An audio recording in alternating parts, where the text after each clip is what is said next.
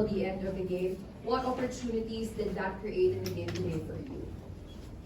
First and foremost, just like to thank our Lord and Savior Jesus Christ for the victory. Well, we got off to a good start, so we moved the ball really well tonight. So that's why we were able to win this game. So I'm just happy that we got a win. Kasi diniin mo pa 4-game losing streak. So maraming salamat for reminding us. But we're happy that we got a win. And we just, like what we always say, the most important game is the next game. So we will continue to get better. Thank you, Coach Jamike. Now, Jason, we saw better offensive flow from Phoenix with you leading that today. What adjustments did you feel like helped you get the rest of the team into rhythm today? I feel like we've been doing the same things we've been doing. Sometimes the shots just don't go in, sometimes it goes in. But I thought we did a good job moving the ball, like Coach Mike said, and the bench was very active as well today.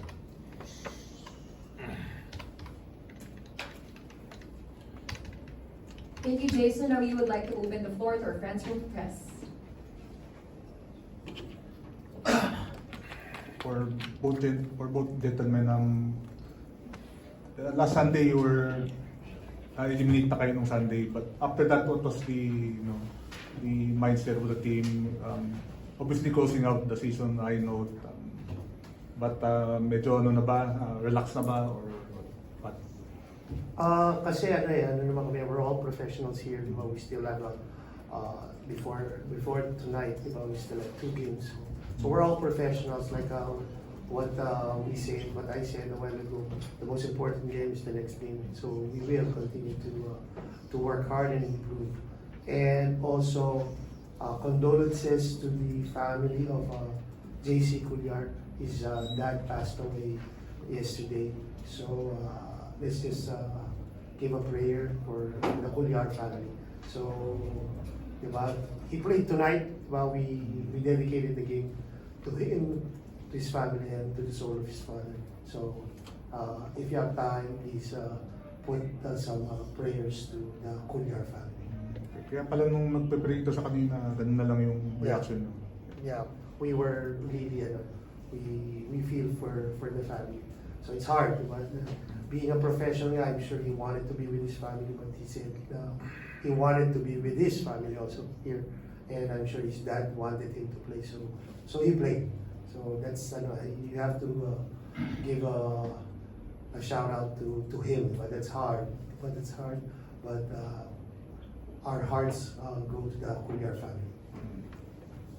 Jason, what was it like seeing Calvin in the new uniform and playing against him tonight? I love playing against Calvin. Calvin's a player I look up to. He's a mentor of mine, learning from his successes and his mistakes. Wherever Calvin goes, I think they're lucky to have him. I think Calvin's like 37 now, but his motor is extremely high. He's always high on the scouting report. Works hard, and he's always treated everyone with respect. On the court and off the court. I have nothing but good things to say about Calvin. So I'm thankful, and every time I get to play against Calvin, I really enjoy it.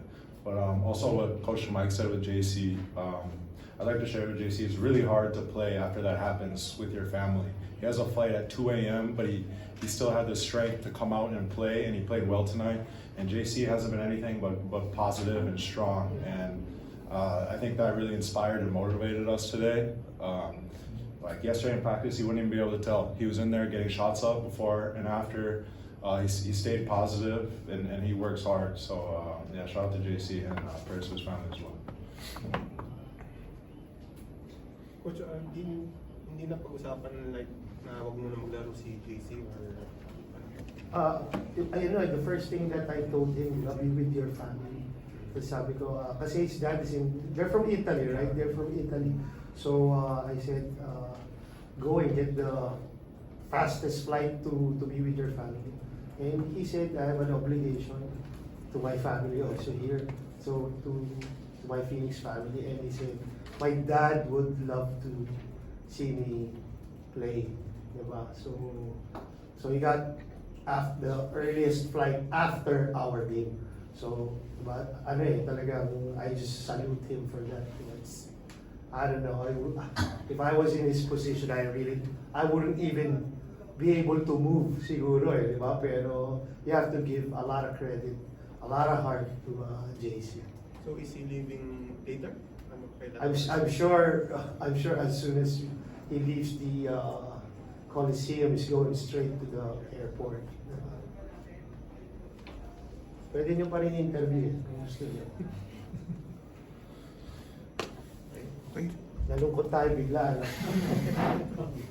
Diba? But diba, things happen. There's always, everybody, God has a plan for everybody. So I'm sure something good will come out with all of this. Okay na. Okay. And that's all Thank you, for thank this you.